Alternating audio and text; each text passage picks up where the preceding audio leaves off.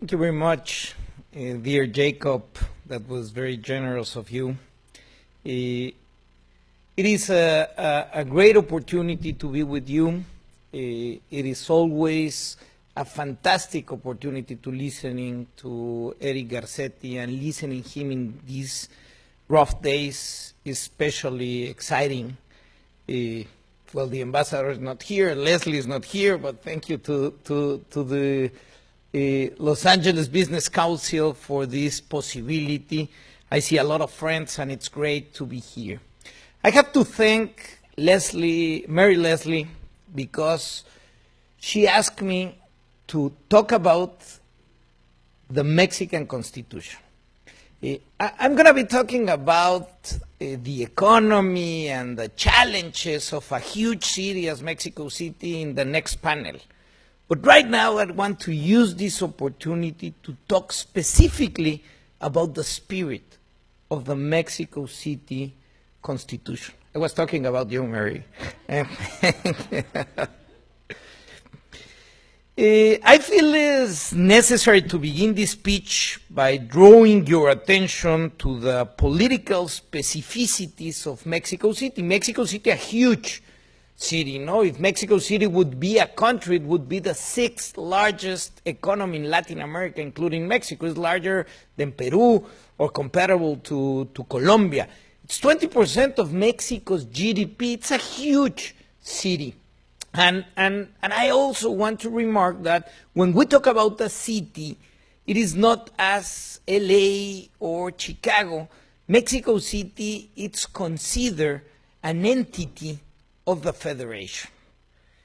Within the Mexican concert, Mexico City is an anomaly because for a long time, almost a century and a half, it was drawn from a legal point of view as if tracing paper were placed over the District of Columbia in the United States of America. Another thing we copy from the constitutional system of the U.S., a particular territory considered the seat of the federal powers. But since the Mexican Revolution, we went a little too far because the result of the political turmoil, even from the early 20s, was that the inhabitants of the old city of Tenochtitlan were left without the possibility of choosing their local authorities. Many factors and historical rivalries are behind that design, but the fact is that for more than half a century, the Mexicans residing in the so-called federal district could not vote to choose their mayor or even their closest authorities. It was until 1996 that a big change happened. A political reform of great depth and consequences returned the status of full citizenship to the inhabitants of the federal district. And for the first time, local elections were held in which Cuauhtémoc Cárdenas won for the left and his own right the mayor's office. And since then, our huge city has been governed by left-wing mayors. But the historical difference between the District of Columbia is much more than political. Mexico City's demographic, urban, economic, and industrial tendencies are characteristic of a megacity that turn it into the most populous region in the Americas, and it has been since 700 years ago. The capital of the whole country, seat of the federal powers, and mega city that concentrates 22 million people on its metropolitan area, did not have a constitutional order, which made that a huge anomaly. I believe any citizen in North America can understand how odd this is, given the very dynamic and rich constitutional life that occurs at the subnational level, right here in California as well as in the rest of the states. How was it possible then that there was a federated entity which elected its major local congress and delegational authorities and yet did not have its own constitution? Well, this is the strange anomaly which was dissolved this year in Mexico City thanks to the tenacious work of Mayor Miguel Ángel Mancera, a pact, and a lot of politics made it possible for the capital of the country to draft, within an assembly elected for that unique purpose, the constitution of the city. And I have to say, Gabriel Cuadri is here. He was part of that constitutional assembly, and he did a terrific job. The result has been worth it. Let's take a closer look. Ours is a constitution that was thought especially for the inhabitants, the project, the government, and the future of a megacity. I believe that in Latin America, only Buenos Aires has gone through a similar experience. What this is all about is to establish a sort of roadmap for the development and sustainability of a city like Mexico City, even though it is sappy and oppositional. As a tribute to the great Marshall Berman, we can say that ours is a developmental constitution with 9 major purposes: greater well-being of citizens, building basic structures for a universal welfare system, economic growth based on modern sectors, instruments for a subnational economic policy that contrasts with the national one, long-term ecological sustainability, modernization of urban infrastructure and logistics, new land use and fiscal regime, long-term planning structures, and structures for a genuine social dialogue.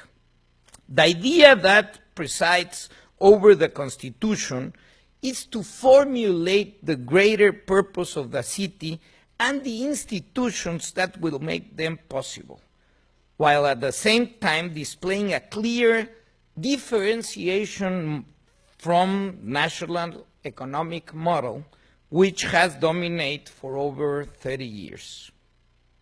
The Constitution of Mexico City understands that economic activity is not only private, it's also a public good by itself. Generalizing more modern production activities of greater value added, the increases of overall income and productivity, the boost to growth requires private and public investment without exclusion or prejudices. Private investment in the city that must be protected and accompanied by obligation of the authorities, investment that has essential legal certainties and that obtains sufficient incentive for its development. The Constitution understood that Mexico City cannot be conceived as a space that has reached its insurmountable limits. Rather, like any modern city, it must be thought of a space in permanent renovation of its physical infrastructure. The Constituent Assembly discussed issues of great relevance to the city. Essentially, one of them, land use. The thesis launched by the government of Miguel Ángel Mancera is simple. The well-being of all must not be dependent on the use of land. Land use must be subjected to the welfare of all. It contains the seed to establish general and universal mechanisms of permanent income redistribution. And let me be clear, because I know the word redistribution in this country sometimes takes a lot of noise. But I'm going to be very firm about using the word in Mexican terms. But this income redistribution in the Constitution was formulated as rights. Another extremely important factor, the city will have a long-term public investment planning system that will ensure the permanent modernization of its infrastructure. It will establish public policies for a less polluting and less predatory economy, a policy of general sustainability which implies not only the government actions but all the economic activity of the city. Finally, and not to mention everything that is over there, the Constitution incorporates a metropolitan vision that will guide the design of coordination instruments at a mega scale, incorporating a view of the greater metropolitan area and its surroundings. Thus, the Constitution of Mexico City calls for building a whole battery of instruments in contrast to the dominant economic policy, precisely because it is developmentalist. Therefore, the city is the model we propose to the Mexican society to build growth alongside a more equitable and fair redistribution. The Constitution of Mexico City is interesting for other things, for its more functional and more modern architecture, and because it implies very important advances for public management. In other words, our regimes are called democratic because they are consecrated by the polls. But very often, the resulting governments do not rule in a democratic way, since their actions do not obey clearly established rules of transparency, accountability, or listening to citizens. That has happened in my country, even in my city, and I believe that from time to time in Washington too. But the main axis, what can be called the bone marrow of the Constitution, is rights. It is the first case in which a system of rights in line with human rights has not only materialized but has also expanded, at least in national and international doctrine. The ancients called this social constitutionalism. It is not a question of everyone paddling his own canoe, but an explicit project of equalization based on universal rights and special rights for those who need it the most. Precepts related to what the Mexican scholar Antonio Azuela has called rights for body, joy, and death. If it were only for the explicit introduction of dignified and assisted death, or the recognition of unconventional forms of family, this Constitution should be recognized as a civilizing step in Latin America and probably even here in the States. There's no money for all those rights, we've been told. But from the outset, the Constitution says and clarifies that these are rights that would be progressively converted gradually in an active but obligatory process in which their own financing is built. As the great American jurist Stephen Holmes and Cass Sunstein remind us, rights are costly. And as we aspire to be a civilized society, we must secure the resources that sustain them. My answer to this question has always been, can it be that we are avoiding generalizing rights just because we don't want to pay taxes? And what Jacob was saying, for me, it is very striking what is happening. Sorry, Ambassador, it's not politically correct for me to say that, but it is very striking to be the advances that you had in health. Well, health is not a privilege, it's a right, but that's another story. All of this does not mean that the city government, our mayor, Miguel Angel Mancera, the people that participate in the Constitutional Assembly, the Constitution itself, candidly suppose that law automatically creates society. What we do believe is that it will be a vehicle to think and define it, and to that extent, to generate an effect over the society itself and the economy of the city. The introduction of a full chapter of the right to the city points in that direction and follow the steps of the state of California and this outstanding city of Los Angeles. It includes a section for the protection of migrants and people subject to international protection. The core point is that the city aims to provide hospitality, human treatment, and guarantee rights to people who are there in transit, refugees, or in uncertain legal condition.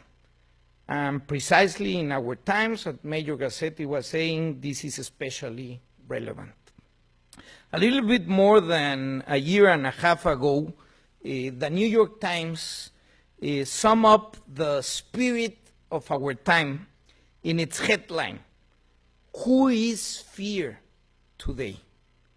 The editors asked if terrorism was still the main source of our panic, as it has been in the second years after 9/11, or if we have already identified other elements to continue to nurture our inner fears.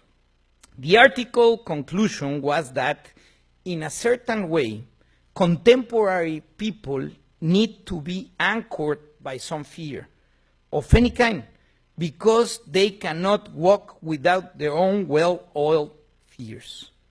The fact is, if you see the France election, if you see the recent election here in the US, that immigrants are today one of the incarnations of the fear that many need to subsist, to walk on the street, or simply to make highly demagogic politics. I insist, always from fear and probably anger. It takes the courage of California or the determination of Los Angeles so that this widespread sensitivity does not take on the character of an era or an epoch, but is reverted and seen as a difficult passage, yes, but transitory and of firm resistance.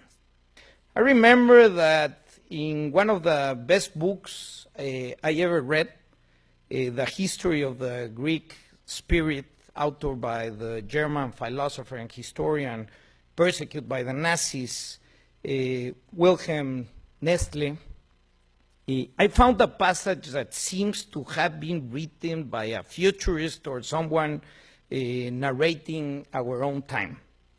In this passage, with portraits, Greek world of the 6th century before Christ, reference is made to a demographic explosion, to massive emigration, to increased communication between countries, to a systemic fear, and to a moral environment characterized by the general disappearance of piety.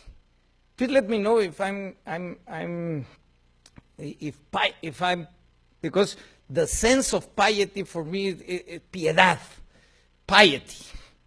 In recent months, the insistence of the German scholar in this binomial resounds in my head: presence of fear and absence of piety.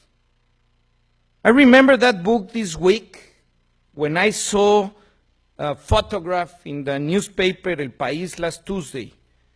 A wall open between San Diego and Tijuana, so that for 3 minutes, under surveillance to assure that no one crossed the borderline, Mexicans living here could see, touch, and cry with their relatives whom they have not seen for many years.